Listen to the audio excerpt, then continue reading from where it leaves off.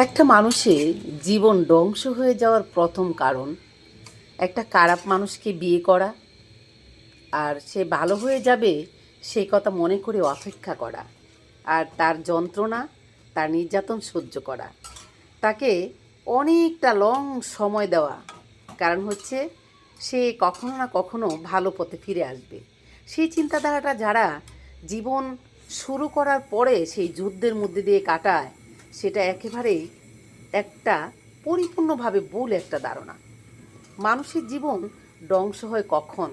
যখন মানুষ জীবনে একটা ভুল সিদ্ধান্ত নেয়, মানুষ একটা ভুল মানুষের সঙ্গে সংসার শুরু করে, যখন একটা মানুষ নিজে থেকে পরিপূর্ণটা পেতে চায় সেই ভুল মানুষটার কাছ থেকে।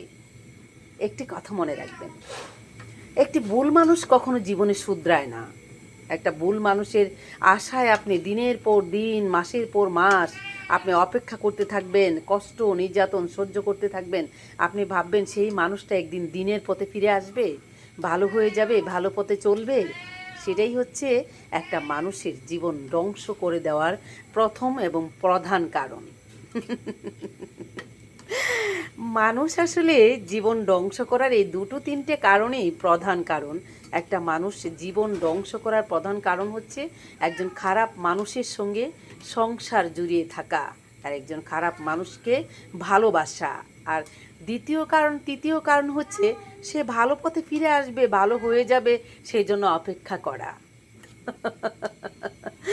সবচেয়ে বড় কথা কি জানেন? খারাপ মানুষ কখনো ভালো হয় না। আর তার জন্য অপেক্ষা করে থেকে আপনার জীবনটা যদি আপনি একটু একটু করে নিঃস্ব করে দেন, শেষ করে দেন আপনার সেই জীবন প্রদীপের আলো, তারপরেও আপনি সেই মানুষটাকে কখনো ভালো করতে পারবেন না, সে কখনোই ভালো হবে না।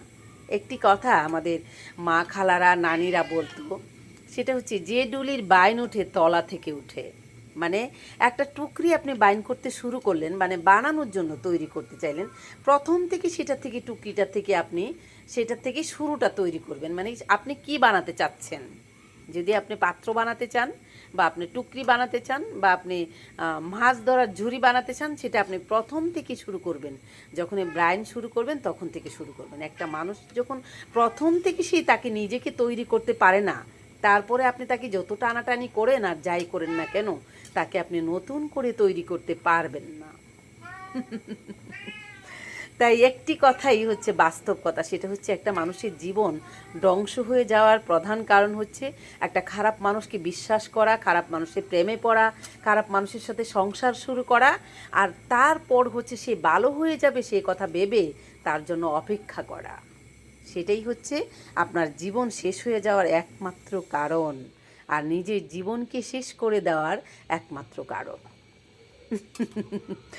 সেগুলো থেকে নিজেরা চিন্তা ভাবনা করে নিজের জীবনটাকে একদম নষ্ট হয়ে যাওয়া, নিজেকে শেষ করে দেওয়ার আগে মুহূর্ত পর্যন্ত নিজেকে ভালোভাবে নিয়ে পরিকল্পনা করে তারপর নিজেকে নিয়ে কিভাবে ভালো থাকবেন, নিজেকে কিভাবে ভালো রাখবেন, নিজে কিভাবে নিজের জীবনটাকে সুন্দর করে গোছাবেন, সেটা তখনই যখন বুঝতে পারবেন যে আপনি একটা খারাপ একটা জায়গায় পড়ে গেছেন, একটা মানুষের মধ্যে পড়ে গেছেন, সেখান থেকে যতটুকু সময় বেরিয়ে এসে নিজেকে আপনি নিজের জন্য তৈরি করতে পারবেন, তখন আপনি ভালো থাকতে পারবেন।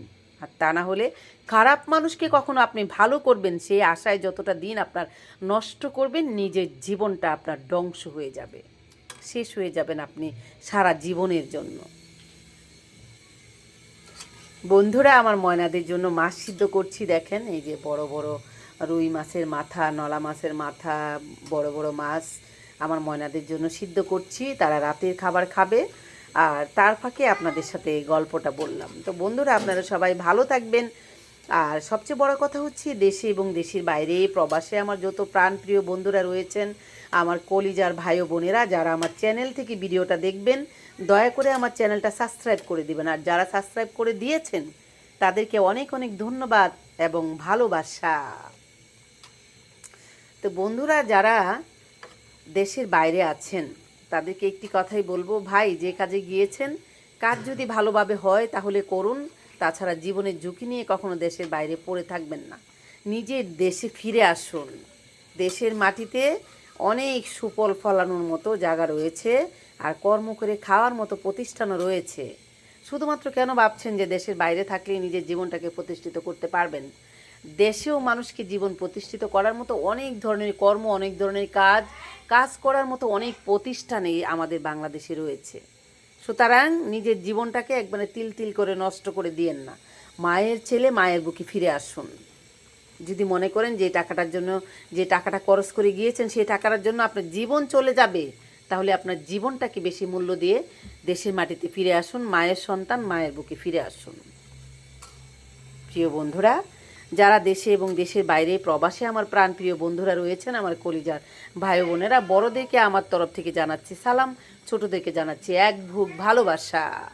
প্রিয় বন্ধুরা, আপনাদের সাথে আমার এইভাবেই দেখা হবে, এনি টাইম দেখা হবে। বাস্তবায়ন নিয়ে কথা বলা, বাস্তব কোনো স্টোরি, আমাদের জীবনের প্রতিনিয়ত যে কথাগুলো আমাদের বাস্তবায়ন রাখে, সমাজে গ্রহণযোগ্য যে গল্পগুলো রয়েছে সেগুলো নিয়ে আপনাদের সাথে আমার প্রতিনিয়তই দেখা হবে। তো বন্ধুরা, আপনারা সবাই ভালো থাকবেন। আজ আমি এখান থেকে বিদায় নিচ্ছি। আপনাদের সাথে দেখা হবে আমার অন্য কোনো সময় নতুন কোনো স্টোরি নিয়ে। সে পর্যন্ত সবাই ভালো থাকবেন। খোদা হাফেজ, টাটা।